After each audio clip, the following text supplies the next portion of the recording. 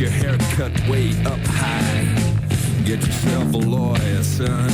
You're gonna need a real good one. We will get back to all of your calls about the questions of the day. Right now, David Whiting joins you. He is a Melbourne solicitor here to take your legal questions. Good morning, David. Good morning, Raph. And a reminder, we'll play the Hans Zimmer music again, so you'll get another chance to decode that and enter. But let's start. Let's give first call of the day to Jason in St Leonards. Jason, you're through to David. What's your query? Good day, David. I'm just calling. So I had a next-door neighbour and his friend spray paint the outside of their house, and the overspray, which is white, went over my black vehicle. And I'm just wondering who I approach with the bill to The sprayers is the short answer. The people that did the spraying are the people who have the responsibility. All right. Now, in theory, you would have a go at both of them because we don't know who had the spray gun at the time. But it's definitely not your neighbour's issue. It's the person who had the spray gun. All right. Beautiful. Thanks for the clarification. Okay. Good luck. Actually, Jason, you're still there? Yep. What's the price? Like, do you know, have you had it priced? Like, what's the cost? Well, just to remove the overspray with the clay bar is about $500, but the problem is because it happened just before Christmas, and I understand everybody goes away, but the paint's in the plastic, so all the plastic has to be replaced, so total price about $1,700. Okay. Wow. When you say the plastic, you mean the bumper bars and those sorts of things? Yeah, and the window trims and everything. Oh, wow. Okay. Okay, good luck. It's all over the house too, but I'm just happy about the car. Wow. Oh, God, all over the house. Wow. In my family, someone would be more upset about the house than the car. Never mind. That's why they pay professionals. But anyway, Paula's in Tynong North. Paula, what's your query? Oh, hi. I'm just inquiring. Look, I've been in the same workplace for over 13 years. And all of a sudden last year, my sick leave went from 760 hours down to 420 hours. I've spoke to the accountant and they've given me analysis, which doesn't add up. I've got previous emails since I've started about every 6 or 8 months. And it's always added up. Like my sick leave has always added up. So I'm just not quite sure where to go now. Well, you're entitled to sick leave now accumulates. Back in the old days, it didn't keep accumulating. If you didn't take it, you didn't get to keep it. But now you do. So if you go back through your payroll logs, you need to go back to them and say, tell us why between this date and that date my accumulated sick leave dropped. I have. Oh, sorry. And what about the rate at which is it a mistake in arithmetic on their side, or you're satisfied that the 760 hours is the right number? Yeah, it should be actually probably more than that now. With the previous, I've always got updates and it always has added up. But all of a sudden I've lost all these hours, which hopefully I'll never ever need to use them. Yes. But I spoke to the accountant. Yeah. And she said she's done an analysis and it's correct. I've spoken to our big boss and she said, no, the accountant's analysis is correct. I've spoken to the union and they can see that it is, that it's not right. They've sent them an email, but nothing's happened with that. And I got a message from HR the other day to say, no, there was a printing error and it's the 421 hours. Paula, your problem is that you've made your position clear. The maths are wrong. I don't know that I want you to spend any money getting a declaration as to what your accumulated sick leave was, but you've told your employer that their calculations are wrong. You've got the union to back you as to the calculations. You're not going. And I've got printouts. Yeah, printouts with it. But you've also got the evidence. You've got whatever the proper accumulation is. It's only going to be an issue if you need to take it. So deal with it then. Yep. You don't think deal with it now? Well, you really got to come along. I suppose if you sat down with them and followed their analysis, or they've just given you a printout or a spreadsheet. Yeah, just give me a printout. Yeah. And are you able to determine where the problems are? Yeah, there's a lot of it missing. It it doesn't flow, the dates don't flow, and there's a lot missing, which the union have said they can see that as well. Well, then you've got whatever your lawful accumulated leave is, it is, whether or not it's properly recorded in their system. I personally wouldn't bother with it. You've made your position clear. You've told them that it's wrong. And if you need to claim it and it exceeds the 400 hours, that's when you have the fight. Yep, and just keep all my evidence, I suppose. Yes, yep. Absolutely. Yep. Okay. Great. Thank you very much. Good luck, Paula. Jocelyn is calling from South Melbourne. In fact, we had a chat to you. You had a chat to David a few weeks back about an issue with a real estate agent. Yes, what happened? I spoke to you about a breach of duty notice that we'd received for cleaning in our rental property. Yes.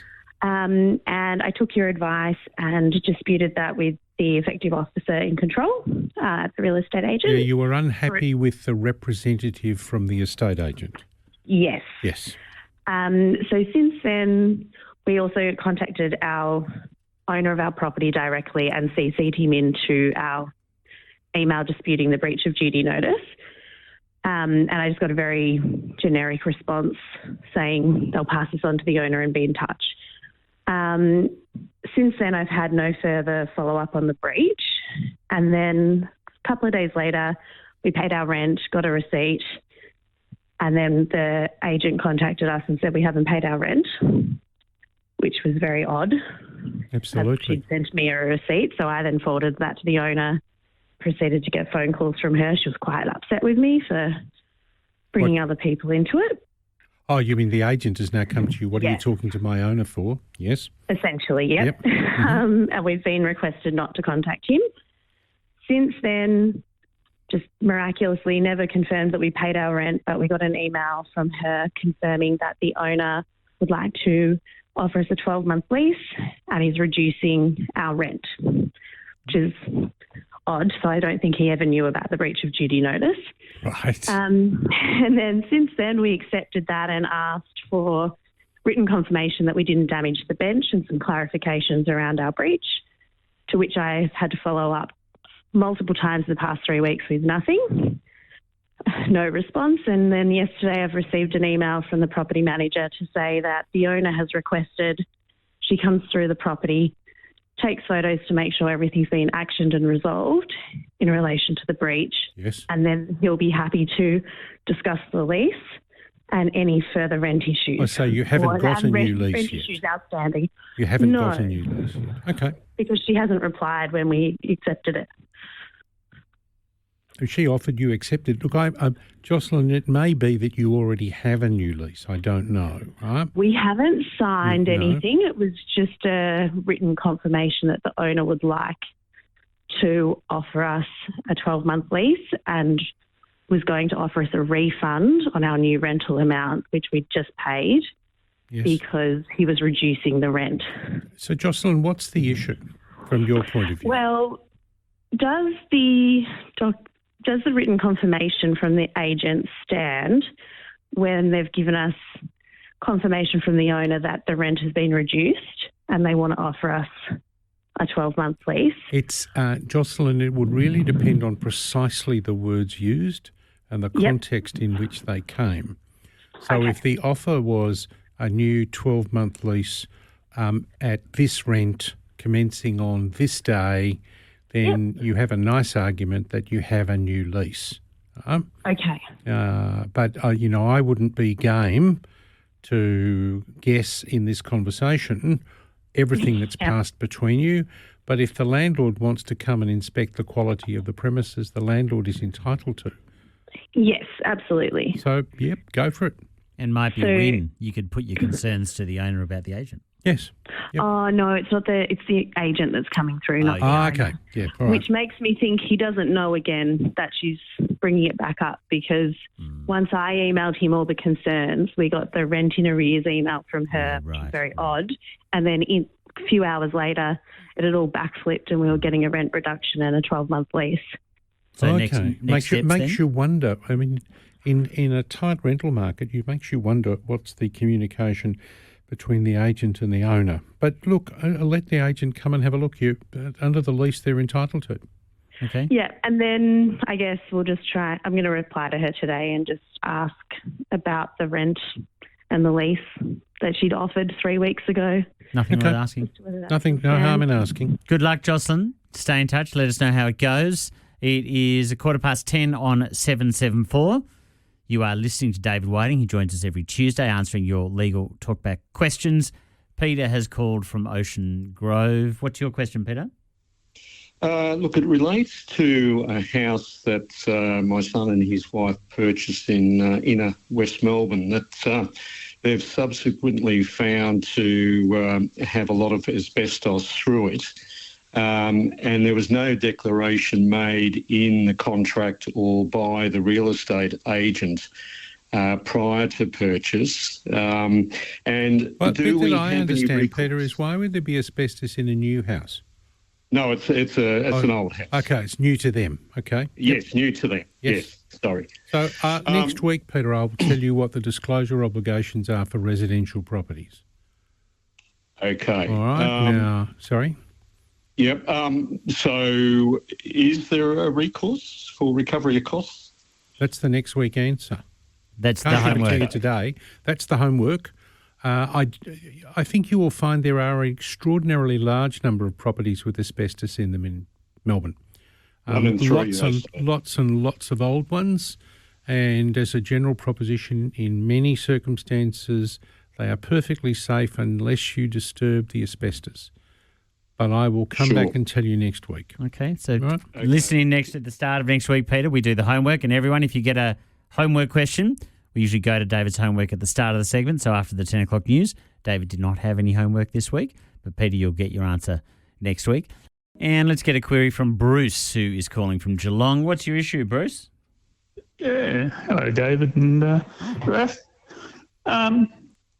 I'm wondering about the legal implications and insurance implications of finding out that there's some infrastructure that a neighbour property has built and it's in your property for the future when I try and sell and things like that. Well, that's a very vague question, Bruce. Do you want to tidy it up a little? You want a bit more? Yeah. Yep. There's been a retaining wall built by the original owners down the hill from me. Yes. And so your that's neighbours all- have built a all- retaining wall, is that right? It's all for their purpose, as in their benefit. And so the Aggie pipe for it is within our property on our side. Right. How far into your property does it encroach, Bruce? And if it's down the hill, my view is that the Aggie pipe is dealing with your runoff water, isn't it? See, the way you've described it to me, they're downhill. So I imagine that they cut, or their predecessor in title cut, and they put in place a retaining wall to stop your property sliding into theirs. Yeah, well, like it's at ground level on my side. Yes, and they're lower, so they've got a retaining wall. Now, the Aggie pipe will deal with the discharge of your water because their water's not going to get back through the retaining wall and uphill to get into the Aggie pipe. So what's the issue? The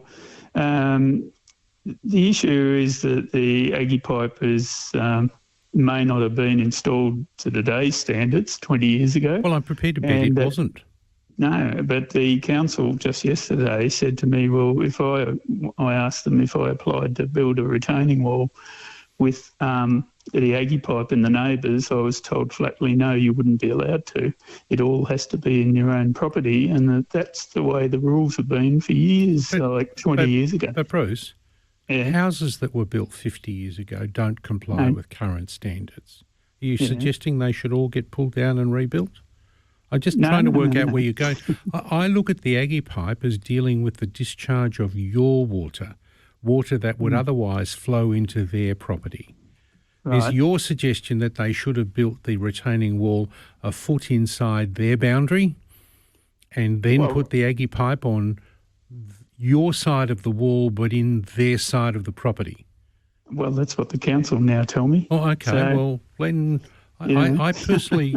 It doesn't sound like it's something I'd particularly fuss about because it's dealing with your water. Yeah, but what about the legal ramifications of like your Section 32, what you got to divulge about it being in your place? Well, I don't suggest insurance? that there's certainly no easement question because it's dealing with your water and it's on your property. Right. So the only thing, there'll be no water from their property going into the Aggie pipe. It's just from the water flowing through your soil. Right. And it presumably goes to an appropriate point of discharge. Have the neighbours complained? Are they worried about the way the pipe's working? It's totally immaterial to them. There's nothing happens on their side because it all happens on Bruce's side. Bruce, I just don't think there's anything to worry about. Would you need to? If I was coming to look at your property to buy, I would expect that there would be some drainage mechanism in place. Yeah. Right. Yep. Correct. Okay. Yep. And if you want to, you could put it in your statement that there's an Aggie pipe that's been constructed next to the retaining wall on the downhill side of your property. Thanks, Bruce. Good luck. I hope that answers your query. Jill is calling from South Melbourne. What do you want to say, Jill? Oh, good morning, gentlemen. I have just another body owners corp question. How are they responsible for a ducted air conditioning system that's broken down, that goes through the walls and... Well, where's the unit, Jill? Is it your unit or is it a building system? No. It's the unit's on the balcony. Then it's your air conditioning unit. Yes. So why would the Owners Corporation be responsible for the unit inside your house or the unit outside your house? I don't know, because I bought it with it. Yes, but you bought it from... You didn't buy it from the Owners Corp. You bought it from either the developer or a private individual. And developer. It's kind of like my stove doesn't work. Can I blame the original owner? No. There's a difference in circumstances where the air conditioning is provided by the building. So if you're in a multi-storey development, there might be an air conditioning system that services the building. What you've got is that, but you've described it as being a unit that sits on your veranda, on your balcony, and then feeds into a unit inside your property. It's your air conditioning unit. It is not an Owners Corporation problem. Okay. Because you might not like the answer, but I think that's where the answer ends. Yes. Yes, fair enough. Okay. Thank you. Good luck, Jill. Thank you. Bye. And Peter's in Dramana. Peter, what's your question? Oh, good morning, gentlemen. I hope you can help. My nephew recently purchased a property in Mill Park, and there are 3 large trees on the neighbour's side, and recently the roots of the trees are upsetting or damaging his driveway. Can I say, Peter, you used recently twice. Recently bought and recently upsetting. Did the upsetting start before the buying or before? Look, it may have started before the purchase. To be honest, we didn't take that much notice. Right, okay. What's your question? The question is, what rights does my nephew have in relation to trying to get those trees removed? He has the right to... Well, there may be a planning issue depending on the size of the trees. They may be protected. And otherwise, he has the right to tell the neighbour to take his trees away. Or to take his tree roots away, more accurately. Right. Okay, so it's the neighbour's responsibility or to remove the trees. They're conifers, if that's any help. Not to somebody like me, Peter, but to other people, I'm sure. Yeah. Good on you, David. Yeah. No, that's fine. If Costa was here, we wouldn't have a problem. Yep. Is that an answer for you? The bottom line is that it's the neighbour's responsibility. Yeah, there's 2 questions. The question is the removal of the problem, and the second is the damages for any loss. I don't think your nephew will have suffered any loss, but you will have because in a sense he's bought a property where the driveway was being raised up by the roots. So, but you could stop the continuing nuisance by having the tree roots removed and put in a root barrier. Okay, thank you. And Thank you so much for your help. No worries. Good luck, Peter. Jeanette is calling from St Kilda. What's your question about, Jeanette? So my adjoining neighbour has a garage that caught fire 6 months ago and only centimetres from my house, which is a weatherboard house. And I didn't know what she was doing, but I've got papers that I've been sent by Express Post to ask for me to sign them. And I'm just wondering...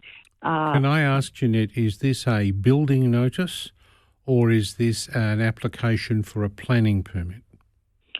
It is determination of protection work and also reinstatement of garage. It's a building notice, and what they're saying, what the building surveyor has determined is that your property needs what we call protection at works.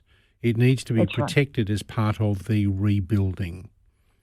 Yes. Now, that doesn't give you a right as to their rebuilding, but it will give you some rights as to how your property is protected during the process. Now, can you tell me what constitutes a firewall? Is a firewall a double brick or what is it? You can fire rate things in a number of ways. Does their garage wall need to be fire rated if it's not a habitable room? It has a storeroom in it. I don't know. No, not every structure needs to be fire rated. And I don't know that a garage requires to have fire rated walls. There are issues about how close it's built to the boundary. And there are, so it might be, depending on how close it is to the boundary, whether or not there needs to be a fire rating on the wall. I'm game enough to take it on the boundary. Exactly on the boundary, because the eaves, my eaves are my property. They're built exactly, to the boundary, are they? Yep. To the boundary. Yep. So does that mean that had to be double brick there? Well, you mean your wall or their wall? Their wall. I will let you know next week whether a garage on the boundary needs to have fire-rated walls. Okay, one other question is, if it's built over an easement, which it is allowed to be fully enclosed? Consent to build over an easement is given by the organisation that has the benefit of the easement. And yes, I beg your pardon? Would that be something like Southeast Water? Probably not in St Kilda, but yes. Yep, could be. Yeah, it could be Southeast Water. They are the people who own the benefit of the easement, I'm guessing, and they are the ones who determine whether they will give permission for it to be built over. And can it be fully enclosed? Because in the new plans they wanted then, it didn't have a roller door on the side, to then put a new roller door and have it fully enclosed. Jeanette, don't know. Next week. We'll get some. I'm dealing with the fire rating of the boundary wall next week. Okay, Jeanette. All right then. Thank you. Listen in after the 10 o'clock news at the start of David's segment, and he's got 2 bits of homework. You'll be busy. Yes. Nothing else to do all week. Thank you. Good. David Whiting here every Tuesday answering your legal questions.